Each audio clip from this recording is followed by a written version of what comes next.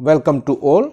देखिए बेटा, हमने 10.2 के 3 क्वेश्चन किए थे। हमारा लास्ट क्वेश्चन है question number 4। A B C त्रिभुज की रचना कीजिए ताकि A B 2.5 centimetre, B C 6 centimetre और ए सी 6.5 सेंटीमीटर हो। हमारे पास इस प्रश्नावली में त्रिभुज की तीनों भुजाओं का माप दिया हुआ है। सबसे पहले इसमें मैंने आपको बताया था हम एक रफ आकृति बनाएंगे जिसमें त्रिभुज का नाम लिख के उसके मापों को रफली हम लिख देंगे। उसके बाद हम इन मापों से एक हमारी जो दी हुई अभीष्ट त्रिभुज है उसको बनाने के लिए रचना करेंगे। सबसे पहले देखिए हमारी रफ आकृति में नीचे भुजा हमारी 6 सेंटीमीटर है।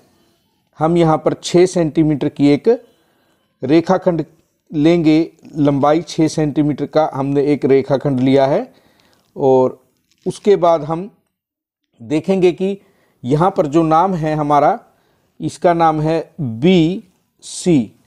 अब हम यहाँ पर बी से 2.5 सेंटीमीटर की एक चाप लगाएंगे। यहाँ देखिए 2.5 हमारा यहाँ तक है और ये हमारा 0 था, तो हम यहाँ से 2.5 सेंटीमीटर की बी से एक चाप लगाएंगे।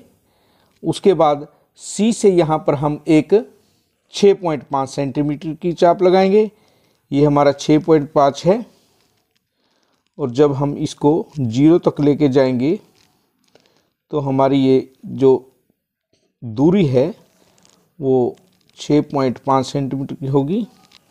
इसको जब आप मिलाएंगे पूरा, हम एक बार दोबारा से चेक करेंगे इसको 6.5 सेंटीमीटर को।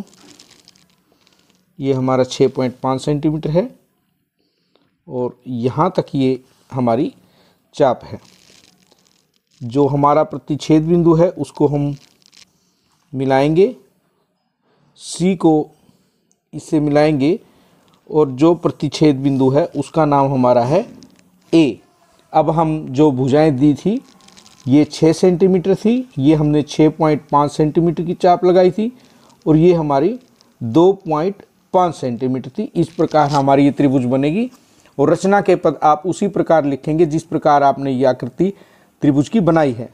सबसे पहले एक रफ आकृति हम लेते हैं। उसके बाद हमने एक रेखाखंड BC लिया है, बी को केंद्र मारकर 2.5 सेंटीमीटर की चाप लगाई है। उसके बाद सी से हमने 6.5 सेंटीमीटर की चाप लगाई है। जहां चरण 3 और 4 की चाप काटती हैं वो हमारा बिंदु ए है। ए को हमने बी और सी से मिला दिया। इस प्रकार ये हमारी त्रिभुज बनेगी। अब हम अपनी एक्सरसाइज 10.3 को शुरू करते हैं। देखिए बेटा, 10.3 एक्सरसाइज जो हमारी है वो हमारे पास त्रिभुज की दो भुजाएं और उनके बीच के कोण को दिया हुआ है। उसमें हमें SAS कसौटी से त्रिभुजों की रचना करनी है। सबसे पहले हमें दिया है कि त्रिभुज DEF की रचना कीजिए ताकि DE 5 सेंटीमीटर, DF 3 सेंटीमीटर और हमारा जो कोण EDF है वो 90 डिग्री का है।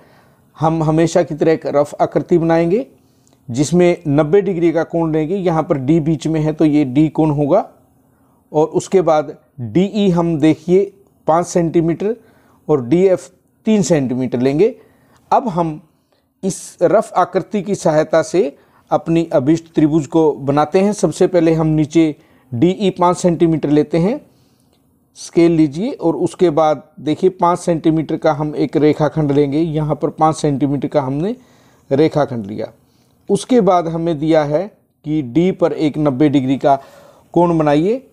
हम सबसे पहले यहाँ से एक चाप लगाएंगे जिससे कि हमारे पास ये चाप के बाद हम इतनी ही चाप से 60 डिग्री, उसके बाद दूसरी चाप 120 की और इनका संधि विभाजन हम करेंगे जो कि हमारा 90 डिग्री का कोण बनेगा। अब हम इस कोण को बिल्कुल सीधा लेकर जाएंगे। ये देखिए, इसको हम X लिख देंगे, कोण EDX।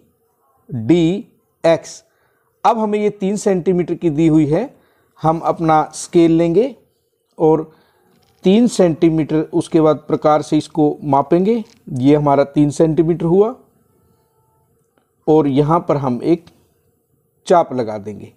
ये जो हमारा बिंदु आएगा वो F आएगा और उसके बाद हम E को F से इस प्रकार मिलाते हुए हम अपनी त्रिभुज बनाएंगे।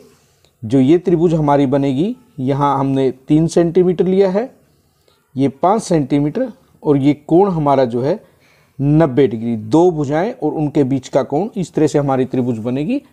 नेक्स्ट क्वेश्चन देखिए। नेक्स्ट क्वेश्चन में हमें दिया हुआ है कि 6.5 सेंटीमीटर भुजा का हमें एक समद्विबाहु त्रिभुज बनाना है, जिसकी प्रत्येक भुजा जो है 6.5 बराबर वाली हैं और एक हमें उनके बीच का कोण 110 डिग्री दिया हुआ है। एक समद्विबाहु त्रिभुज की रचना कीजिए जिसकी प्रत्येक समान भुजा की लंबाई 6.5 सेंटीमीटर हो और उनके बीच का कोण 110 डिग्री हो। इसके लिए हमने सबसे पहले हमेशा की तरह एक रफ आकृति बनाई है, जिसमें 2 भुजाएं 6.5 सेंटीमीटर की ली हैं बराबर लंबाई की और उनके बीच में 110 डिग्री का कोण।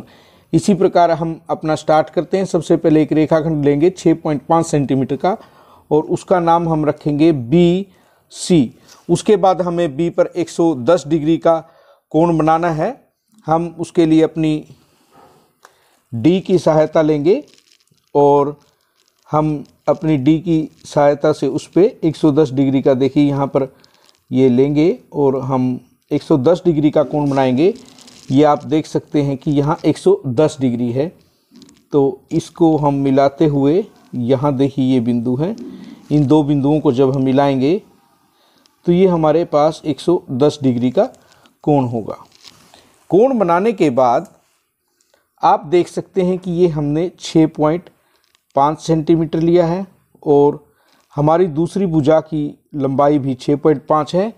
हम इसको इस तरह से काटेंगे।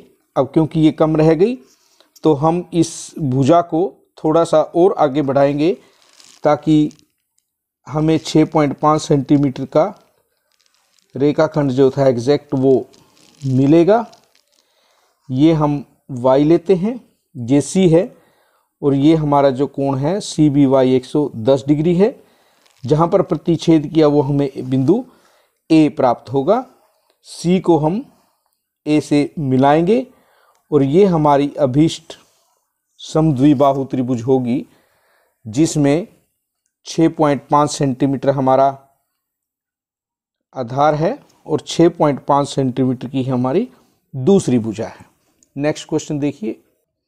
देखिए इस क्वेश्चन में हमें दिया है BC 7.5 सेंटीमीटर और AC 5 सेंटीमीटर और कोण M 60 डिग्री वाले त्रिभुज ABC की रचना करनी है। हमने यहाँ पर एक रफ आकृति ली है ABC, जिसमें C कोण 60 डिग्री है और BC हमारा 7.5 और AC 5 सेंटीमीटर। सबसे पहले हम यहाँ से एक रेखाखंड लेंगे 7.5 सेंटीमीटर का और इसका नाम होगा हमारा BC। बिंदु C पर हमें 60 डिग्री का कोण बनाना है। इसके लिए हम अपनी प्रकार लेंगे और एक सबसे पहले हम चाप लगाएंगे। जितनी हमने प्रकार खोली है फिर उस बिंदु से हम उतने से ही एक और चाप लगाएंगे। ये हमारा कोण 60 डिग्री का होगा। 60 डिग्री का कोण बनाने के बाद हमें इसे यहाँ पर हम कोई भी बिंदु X लेंगे। अब 5 सेंटीमीटर रेखाखंड का हमें AC दिया हुआ है। हम यहाँ से 5 सेंटीमीटर की चाप लगानी है। हम यहाँ मापेंगे और ये हमारा 5 सेंटीमीटर है। इसको हम एक चाप लगाएंगे बिंदु C से और ये A होगा हमारा। फिर हम B को A से मिलाएंगे। ये अब हम इसके जो माप थे 5 सेंटीमीटर, 7.5 सेंटीमीटर और ये हमारा 60 डिग्री। इस प्रकार से इसको लिखेंगे। रचना के पद उसी प्रकार के हैं। सबसे पहले हमने एक रफ आकृति बनाई है त्रिभुज ABC की, जिसमें 2 भुजाएं और उनके बीच के कोण को दर्शाया है। उसके बाद हमने एक रेखाखंड लिया है 7.5 सेंटीमीटर का BC। C पर हमने 60 डिग्री का कोण BCX, उसके बाद C को केंद्र मानकर 5 सेंटीमीटर की चाप लगाई, जिसने CX किरण को यहाँ A बिंदु पर प्रतिच्छेद किया है। A को हमने C और B, C से पहले मिला हुआ था, B से और मिला दिया, तो हमारी ABC त्रिभुज जो है वो प्राप्त होगी। आपको अपनी एक्सरसाइज 10.3 का काम कंप्लीट करना है।